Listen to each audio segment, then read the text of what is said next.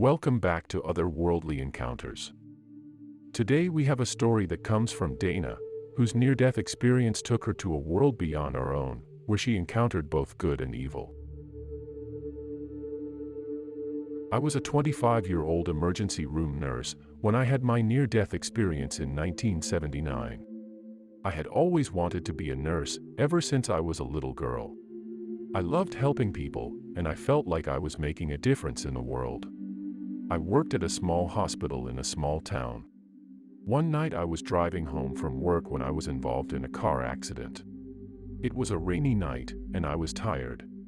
I had been working long hours, and I was just looking forward to getting home and relaxing. I was driving on a back road when I was struck head-on by another car, and then I blacked out. Suddenly, I felt myself floating out of my body and into what looked like a long dark tunnel. The tunnel was made of a soft, velvet-like material. It was smooth and round, and it seemed to go on forever, and it filled me with a sense of peace. As I traveled through the tunnel, I saw images of my life, from my childhood to the present day. The images were not static, but moved and changed like a dream. I saw myself as a child, playing with my friends and family. I saw myself growing up, going to school and making new friends. I saw myself through the good times and the bad, the happy times and the sad. I saw the mistakes I had made, and the lessons I had learned.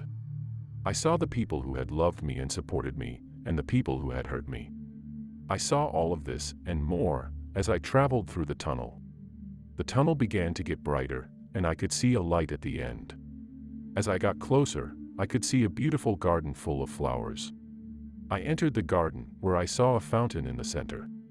The flowers were all different colors, and they seemed to smile and dance in the breeze, as birds sang, and the sound of their music was like a symphony among the tall and stately trees.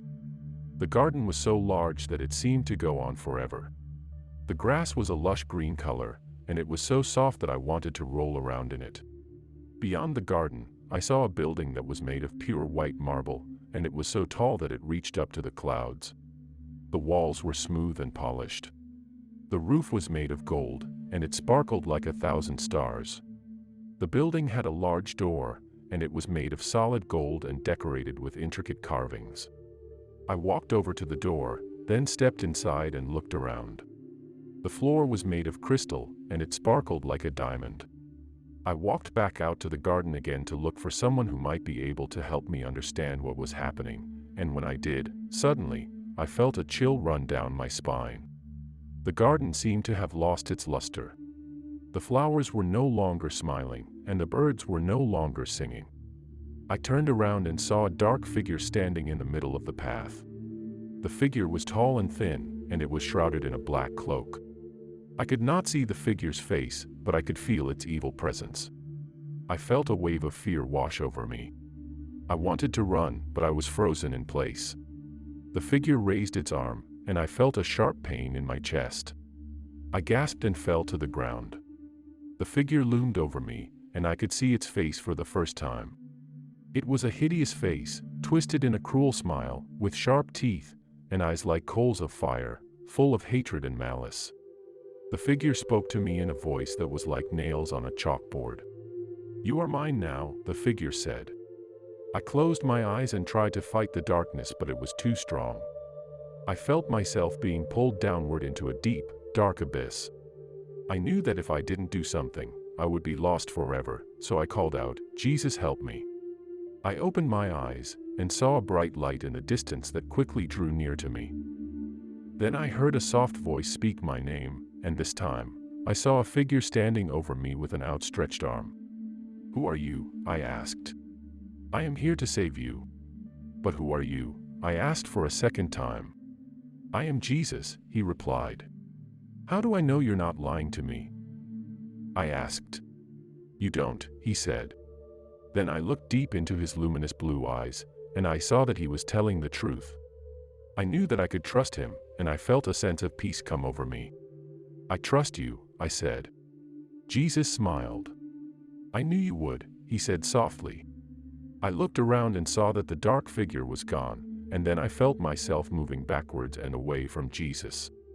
I didn't want to leave, so I pleaded with him to let me stay. I wanted to know more about this place. I had so many questions. Most of all, I wanted to know about the light, so I just blurted it out. Jesus, are you the light? What is the light? Jesus smiled once again and said, the light is hope. It is always there, even when things seem hopeless. It can help us to see through the darkness and to find our way. The light is always with us, even when we cannot see it. The light is always within you. It is both a gift and a choice. You have to choose to believe in it. The light will lead you to truth. Now go, and let the light shine through you. Jesus smiled one last time, then faded away. I then felt myself moving very quickly back through the tunnel, and I was soon back in my body. When I opened my eyes, I was in the hospital, and was later told that I almost didn't make it. The pain from my injuries was intense, but I felt a sense of gratitude and relief wash over me. I was so thankful to Jesus for saving me. I spent the next few days in the hospital, recovering from my ordeal. I had a lot of time to think about what had happened. I realized that I had been given a second chance at life, and I was determined to make the most of it. I started going to church and reading the Bible. I learned more about Jesus and his love. I am still recovering from my experience, but I am so grateful to Jesus for saving me. I know that he loves me, and I am confident that he will always be with me. Jesus' words were etched in my memory. I repeated them to myself over and over again, as a way of coping with the harrowing experience. Later, I would reflect on what had happened, and I would say to myself, I don't know how I remembered his words so clearly, but I'm glad I did. They gave me hope when I had none. I would never forget the experience, but I would also never forget Jesus' words. I hope that my story will inspire others to have faith in Jesus. He is a loving God who wants to save us all. What are your thoughts on Dana's story? Share in the comment section below, and show your support by liking and subscribing to the channel.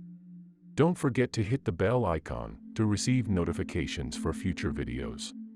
If you have a story to share, send a written account to the email address provided. Thank you for watching, and we hope to see you again soon.